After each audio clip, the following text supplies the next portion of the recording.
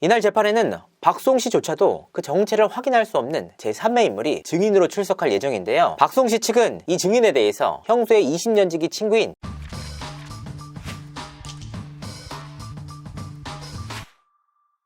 시청자 여러분 안녕하세요. 연예 대통령 이진호입니다. 방송인 박송 씨와 유튜버 김용호 씨 간의 3차 공판이 20일 예정돼 있습니다. 김용호 씨는 박송 씨와 박송 씨 아내에 대해서 무려 31차례나 명예훼손을 한 혐의로 기소가 됐는데요. 이번 재판을 앞두고 과연 어떤 부분이 쟁점이 되고 있는지 시청자분들에게 간단 명료하게 정리해 드리도록 하겠습니다.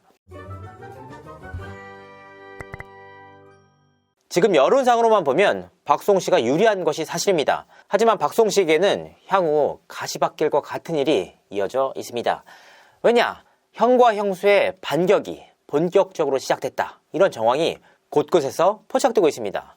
어떤 내용이냐? 자, 형과 형수의 대대적인 반격이 시작됐다라고 보이는 정황이 무려 3가지나 있습니다. 첫 번째, 형인 박진홍 씨는 자신이 무려 62억 원이나 횡령을 했다라는 혐의를 받고 있는 재판에서 박송 씨에 관한 뜻밖의 자료를 공개합니다. 2020년 1월부터 5월까지 본인과 박송 씨 사이에서 나눴던 카톡 내용인데, 이 과정에서 본인이 공인인증서 비밀번호를 알려줬다, OTP 비밀번호를 알려줬다 등등을 주장하고 있는데요. 하지만 이 핵심 쟁점과는 전혀 관계없는 박송 씨의 10년 전 여자친구 A씨라는 인물이 등장합니다. A씨로부터 연락이 왔다라는 말이었는데, 박진홍 씨의 변호인들은 박송 씨에게 직접 이 A씨라는 인물이 누군가요? 라고 물어봅니다. 사실 이번 사안과는 완전히 별개의 인물이지만 박송 씨가 A씨란 이름을 듣고 무척이나 흥분을 하게 됩니다.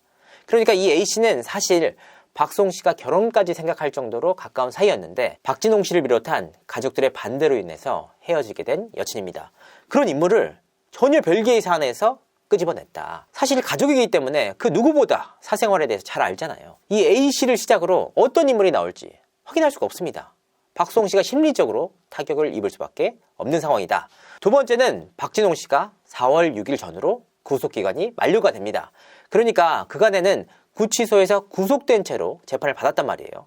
하지만 4월 6일 이후로는 구속기간이 6개월이 지나면서 출소를 하게 되는데요. 출소를 하고 난 이후에 어떤 식으로 대응할지 예측할 수가 없습니다. 사실 그렇잖아요.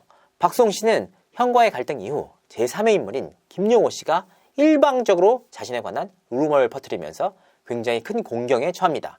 그간 출연하던 방송에서 줄줄이 하차했고 마지막 남은 동치미에서도 하차를 당할 뻔했습니다. 겨우겨우 그 위기를 딛고 다시 지금까지 왔는데 형의 출소 이후에는 어떻게 상황이 달라질지 예측할 수가 없습니다.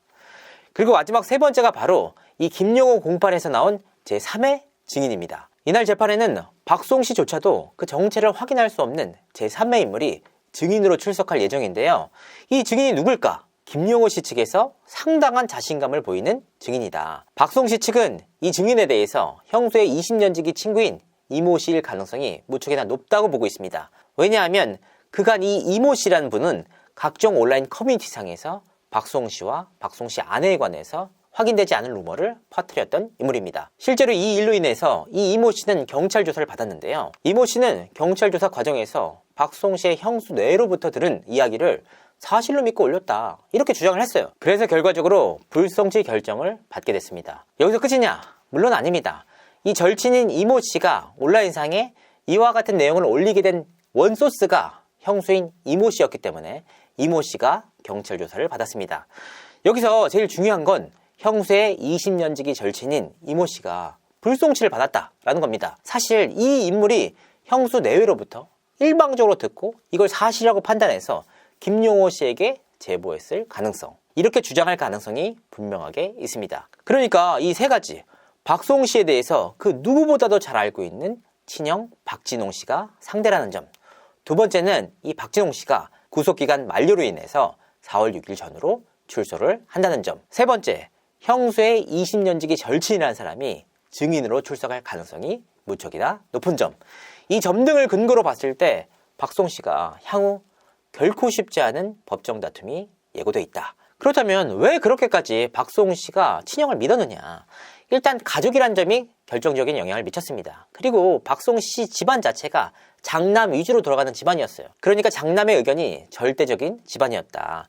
여기서 끝인 것이 아니고 형과 형수 내외가 박송씨 앞에서 굉장히 연기를 합니다. 굉장히 소형 경차를 매번 타고 다녔고 특히 종이 가방 같은 걸 맨날 갖고 다녔어요. 그러니까 박송씨가 보기에는 낭비도 없고 정말 저렇게 아끼는 형, 나를 위해서 재산을 불려주고 있구나 라고 판단을 했던 것입니다. 박송씨가 형과 형수를 얼마나 믿었는지를 엿볼 수 있는 또 다른 정황이 있습니다. 뭐냐? 박송씨 지인분들이 굉장히 분노했던 한 가지 포인트가 있습니다. 박송씨가 박송씨 지인들에게 너네들도 빨리 결혼을 해라. 우리 형수같이 잘 챙겨주는 사람 만나라 라고 이야기를 수차례 했습니다. 그러니까 그렇게 믿었던 사람에게 배신을 당했다. 사실 초반까지만 하더라도 박송씨가 형에게 지속적으로 연락을 하고 그리고 합의안까지 제시를 합니다. 이 합의안도 사실 형에게 상당히 유리한 조건이었어요. 그런데 형이 끝끝내 거부를 했다. 하지만 박송씨가 마음을 돌리게 된 계기가 있었는데요. 일단 박송씨와 박송씨 아내 그리고 절친들에 대해서 알 수 없는 루머들이 쏟아지게 됩니다. 이 루머의 근원이 누굴까? 아직까지는 알 수 없습니다. 다만 박송씨는 이번 사안을 처리하는 과정에서 그 루머가 나오게 된 배경, 원소스가 누구냐 조사를 해달라라고 경찰에 요청을 했습니다. 두 번째는 뭐냐?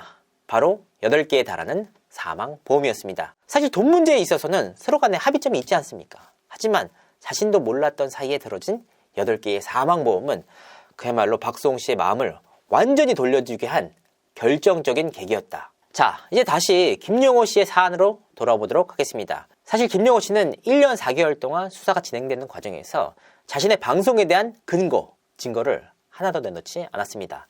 하지만 이번 재판에서는 제3의 인물이 증인으로 출석하기로 함에 따라서 그간 김용호 씨가 했던 주장들에 대해서 본인이 제보를 했다라고 얘기를 할지 지켜볼 일입니다. 여기서 또 하나의 쟁점이 바로 박송 씨의 아내에 관한 이야기입니다. 김용호 씨가 공격한 인물은 비단 박송 씨뿐만이 아니었습니다.